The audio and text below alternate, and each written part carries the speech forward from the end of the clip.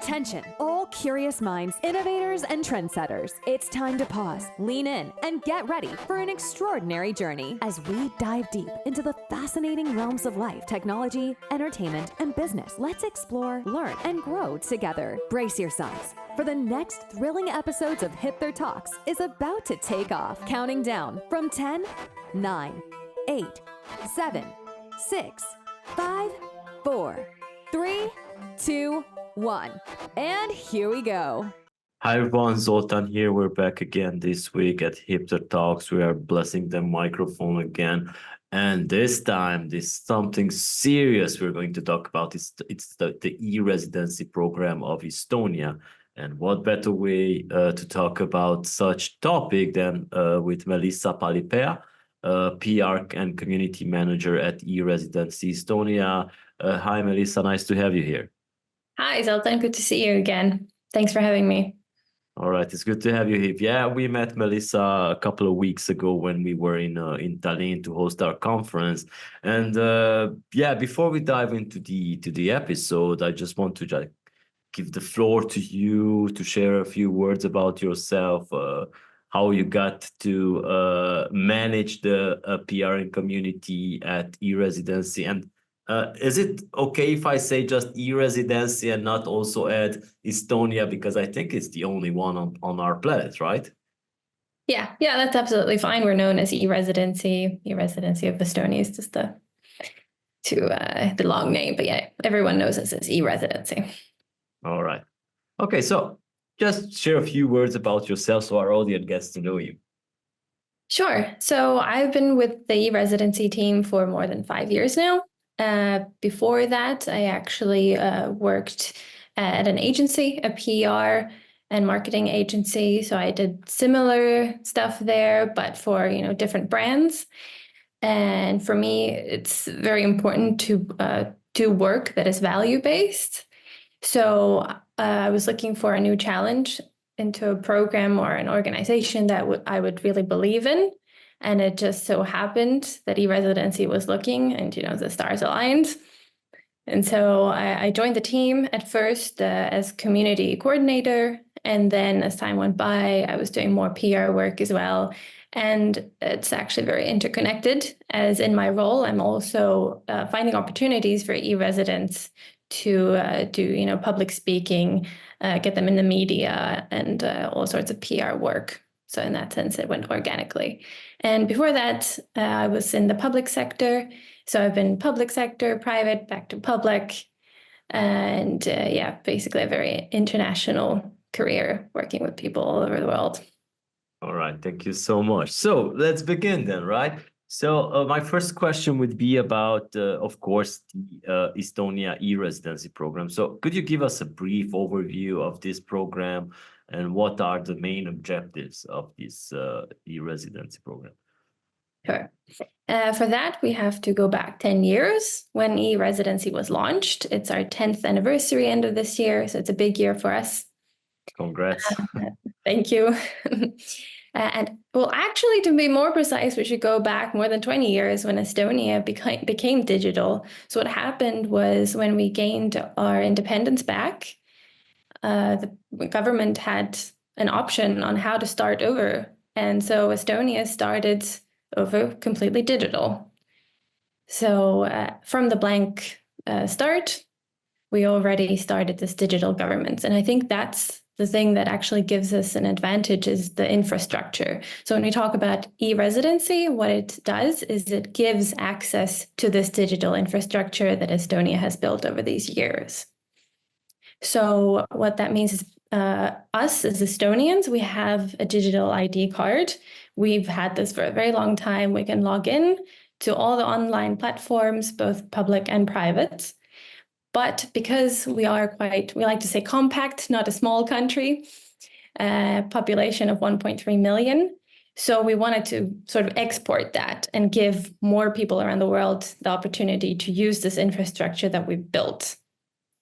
So here comes e-Residency, providing digital identity to people outside of Estonia and giving them access to the infrastructure. And ultimately, what this means is that you can register a company here in Estonia entirely remotely from wherever you are in the world.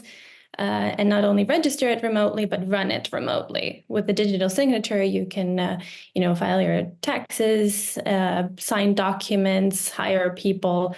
No more, scanning PDFs or signatures and sending them, or faxing them, as we still do in some countries. Yeah. So basically, the simple way of saying it is being able to have an EU company in a very simple way with no bureaucracy or paperwork. All right. So what inspired Estonia to develop this e-residency program, and how has, because you mentioned that you wanted to just share this with the world. Maybe could you share some information about how it evolved since its inception? So at the very beginning, I believe it was a way to attract investors into Estonia and simplifying that process. And as the program evolved, we started to realize real life use cases and the segments that this would actually benefit. So the first where it kind of took off was digital nomads. People who want to take their business basically in a rucksack anywhere in the world. And this is where it started taking off. And now, as the program has developed, we like to call ourselves a government startup, because at first, we were kind of shooting in different directions, trying out different markets. And now we're much more focused. We're research and analysis based. We have different segments, different focus markets, and we make decisions more strategically. And we've also focused now a lot more on the user journey, efficiency, and how to make it easier for existing e-residents and also future e-residents. So it started off as this really cool idea that worked out, and then we've been working on making it better and better. Yeah, it has taken over the world, I can say, because if you look at digital nomads, everybody knows about the residency and probably benefiting of it. So since our audience is mostly coming from the tech and iGaming sectors, I just want to ask you if how does the e-residency program benefit entrepreneurs and businesses, particularly in those sectors, the tech sectors and iGaming industry? So e-residency is mostly beneficial for those that are doing some kind of online business.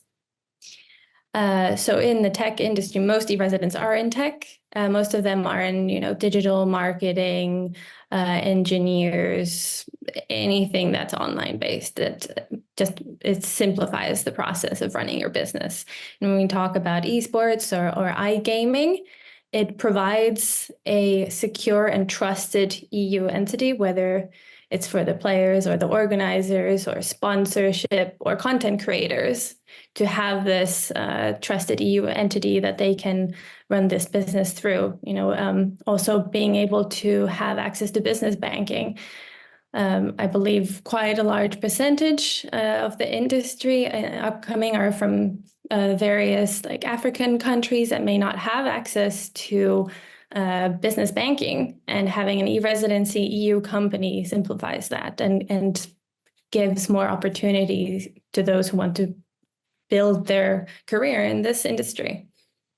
All right, yeah, because no doubt there's many even search engine optimization agencies out there and content publishers and writers who need, when working with EU companies, they need to have an entity here. So yeah, no doubt it's helping them. Yeah. In fact, we even have a specific landing page on the e-residency website about esports and how e-residency can support. And we even provide some legal templates for sponsorship and those who would like to use these as a basis of anything that you need a contract for when you're in this industry. All right, that's good to know that hopefully our audience is now already navigating your website. So maybe you share some success stories of e-residents who have significantly benefited from the program. Sure. So first of all, my first would be one story that always inspires me and is really close to my heart. And second story is very much more business and corporate related. But the first one is an e-resident that I've known now for a while. And the first time he told me his story, it really touched me. So he was living in Greece with his wife at the time, having their own business, registered in Greece. But relationship broke in a very dramatic way. And he basically didn't have anywhere to live, had to leave the country, and had no way of taking his business with him. So he lost everything. He was looking for a way to start over. And because of everything that had happened, he just wanted to travel around the world while also financially supporting himself. So in his words, he says that e-residency saved his life, because he looked for ways to have a company somewhere, but be able to run it and just travel and heal and explore while supporting himself. So that's like the story I think that over the years has touched me the most. Wow. He's also one of our envoys. We have e-Residency envoys who tell their stories and mentor others as well. So those that are interested in e-residency or already e-residents and looking for inspiration, you can find those on our website too. But the second story is about Alagan, also our e-residency envoy, Alagan Mahalingam. He's Sri Lankan originally. And he now, I believe, has like 180 employees all around the world, was looking for a way to expand his business globally and found e-residency. So he has a coding company and they do AI solutions, complex AI solutions. And the way he grew his company to become global was through e-residency. And in fact, he just recently, his company won an Estonian tender, a government tender. So their company is actually now helping Estonia's AI as well in the public sector, which is super cool. And now he's giving back to his local community in Sri Lanka. They pick every year, they pick a school and teach the children how to code. Oh, these are some great stories then. It's very inspiring to hear such stories. But besides these great stories, there are probably some challenges as well. And I'm also interested in what are some of the common challenges that e-residents can face maybe, and how does the program address these challenges? We're very open about challenges that there are and admit that there are. Number one that we hear is banking. So having an Estonian company doesn't automatically give you a business banking account. Quite often entrepreneurs want a traditional bank, but traditional banks, they make up their own mind. They do their own KYC. So we can't guarantee that if you have a company in Estonia that you have a traditional business account as well. So what we do as well, we talk to the banks as much as we can. We publicly communicate about these successful use cases to show that e-residents are legit entrepreneurs who want to do serious business. So from our side, we are aware that this could be an obstacle, but at the same time, we have on our marketplace service providers and banking service providers, fintechs. And the kind of natural way that this happens for e-residents now is they start with a fintech account, and if need be and the business grows, their ties with Estonia grow more and they can have a traditional bank account as well. And if you're in the EU, you can also talk to your local bank that you already have a relationship with, and that's also accepted. Maybe a second thing that could be confusing is taxation. As it might be a misconception that e-residency equals tax residency, which is not the case. So your social taxes are still paid where you live or spend most of your time, and corporate income tax then really depends on the business model. And once again, how we're trying to help with this and help e-residents figure it out is find service providers, legal experts, tax experts from those local countries where we have a lot of e-residents that they can consult on both the local and Estonian laws and help them figure out the taxes. All right, so basically you would be paying the company taxes in Estonia, right? No, so the company taxes depend on where you have, for example, your customers, where your business is. So for example, if you live in Germany, all of your customers are in Germany, all of your business takes place in Germany, you're most likely going to pay your taxes there. But it could be if you have an employee in Estonia or an office or some sort of real estate or your managing board or something here, could be Estonia. Okay, got it. So yeah, that's also a thing that it now cleared my head as well. But maybe something that's interesting that is quite rare is that reinvested profits are not taxed. So wherever you are, it means that you're encouraged to keep growing your business. So until you take out money from your company, whether it's wages or dividends, you don't pay tax. All right. So anything that you earn and you reinvest into the business, you can keep in the business. I know in a lot of countries, you even pay tax before you even get any money into the company. Tell me about it. All right. So how does the e-residency program support Estonia's economy? That's what my next question is. And how its global reputation as a digital nation also come into play? So when we look at the impact it has on Estonian economy, we have the direct economic impact, which is measured by tax brought into Estonia. So although just a moment ago I said that it doesn't mean that tax is automatically to Estonia, a lot of companies grow and end up realizing Estonia is actually a really good place to have headquarters or hire people. It's easy to hire people here.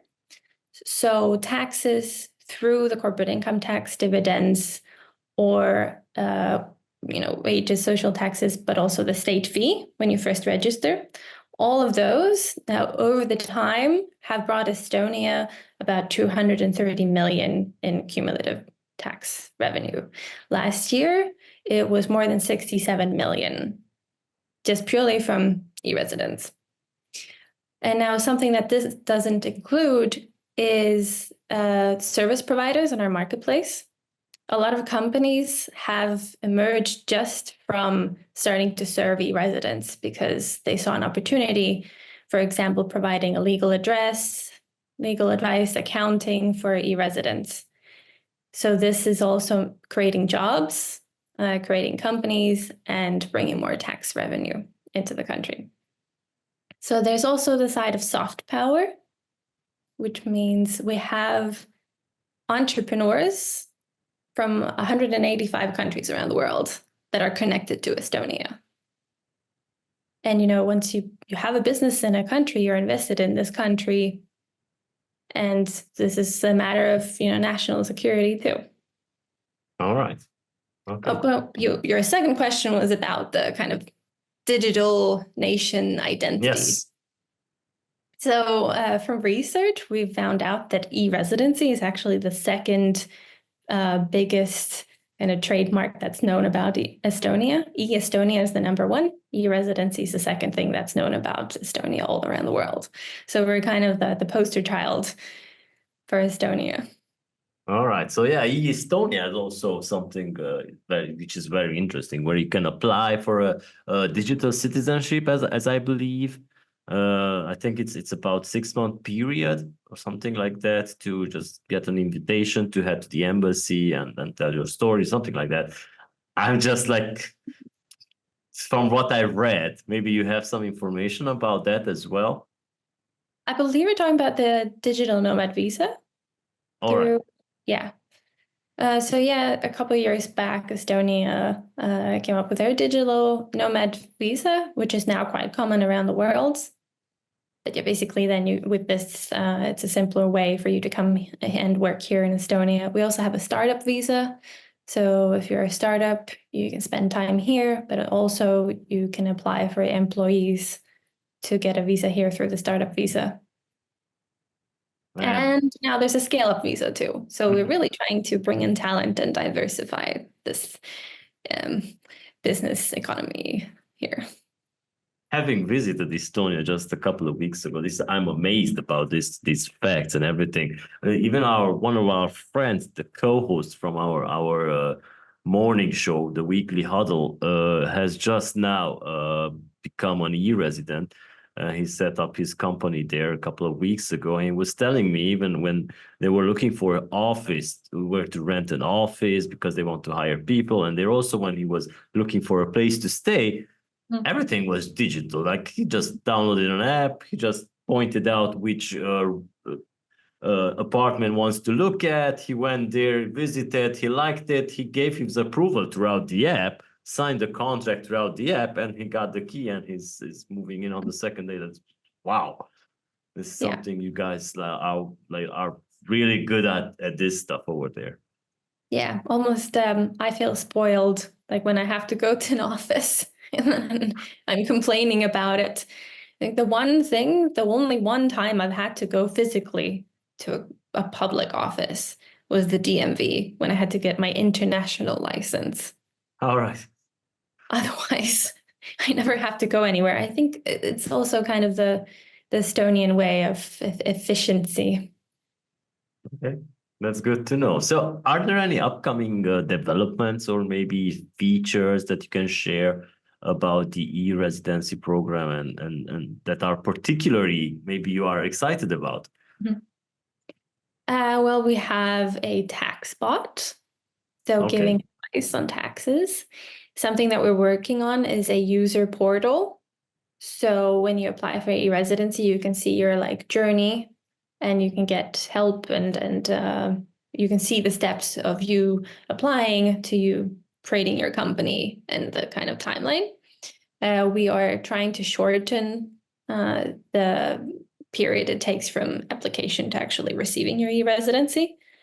But the thing that we are most excited about and have been working really hard is remote verification and going cardless.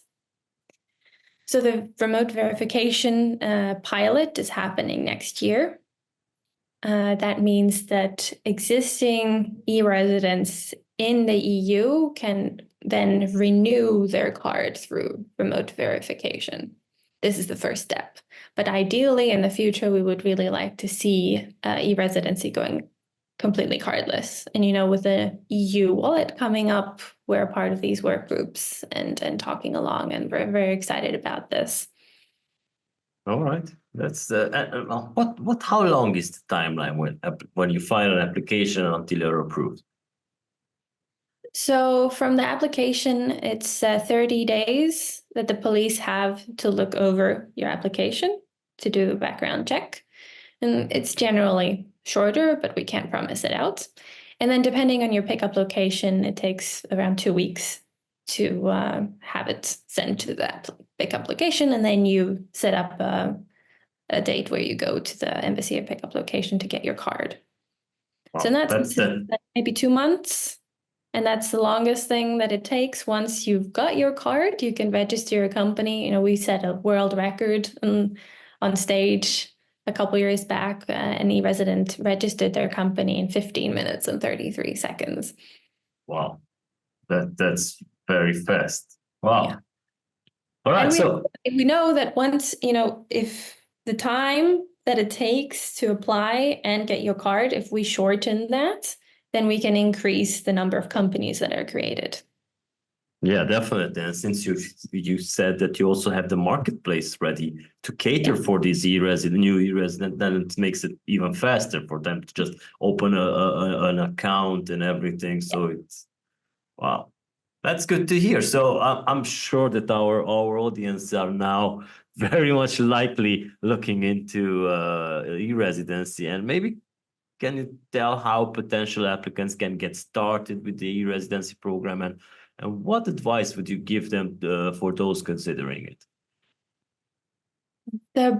Well, I might be biased as I work with the community of e-residents. Not a problem. Not a problem.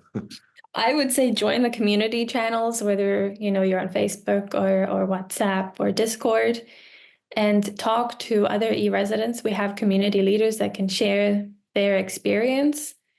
Just talk to others who have gone through it and get advice. And also we have physical events too. We have a very active community. And also if you visit Tallinn or or around, give us a shout and other e-residents, and meet up physically too, because online is online. But unless you're really introverted, it's really great to talk to other e-residents. One of our community leaders, and I keep quoting him, he says that he's never met an e-resident he couldn't have a beer with. That's a good one.